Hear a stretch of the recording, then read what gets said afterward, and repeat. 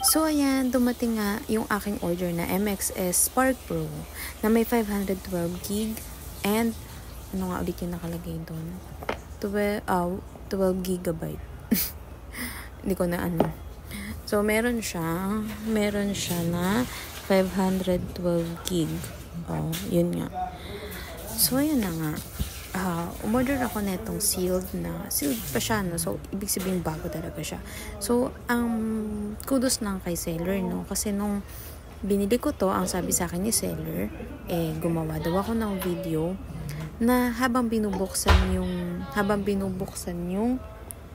tablet, para lang makita natin na talagang wala siyang damage, no? So, yan. Medyo hirap ako buksan dyan. Kasi talagang sealed talaga siya, no? Quick tip, no? Kasi, etong review ko is, ito talaga literal na honest review, no? Talagang, pinag-isipan ko pa kung talagang gagawa ko siya ng review. Hindi to paid, okay?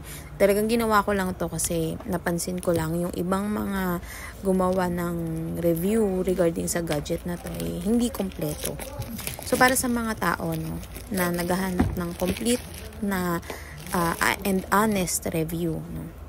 So, binili ko lang tong tablet na to. Regalo kasi sa akin to. So, mabilisan talaga yung paghahanap ko nito. Naghanap ako nito mga around 10 PM na ng gabi. So, thank you kay kuya na responsive siya. Tapos, anytime, nag-ano talaga siya na ma-deliver yung gamit. So, pinabili ko to kasi regalo lang sa akin to, no?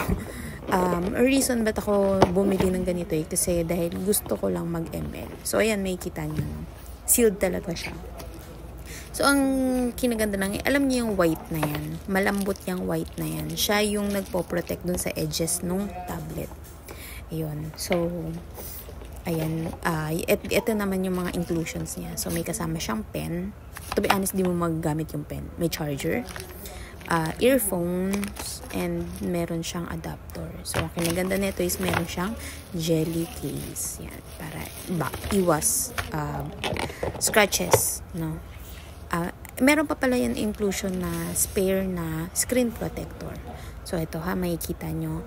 Pagtanggal ko nitong cover ng screen, no, meron na siya talagang screen protector. Nakikita nyo naman, may bubble siya dyan. So, meron na talaga siyang kasama na screen protector. Yung isa na nasa box, spare yun. So, ayan, no, makikita nyo. Medyo, hindi naman siya ganun kabigat. Pero, pwede na. Parang, alam mo na, tablet. So, ayan, kita nyo yung plansyahan ko. So, ganyan siya pag binuksan, no. Ang reason nga pala bakit ko binili tong tablet na to dahil gusto ko lang siyang gamitin para pang ML. Okay. So, ayan, ganyan siya. Ayan, makikita niyo yung mga bubbles na yan kasi yan yung screen protector niya. So, ganyan siya pag bumukas. Okay. So, ayan yung likod niya. Nakita niyo 512 gig siya. So, yan. Hindi rin ganun kalinaw yung camera niya front and back. Huwag kayong mag-expect ng maganda dahil siya po ay 2K lang naman. So, ito yung ML ko, no? To be honest, ang lag niya. Parang hindi siya pwede pang laro sa ML. Ganyan.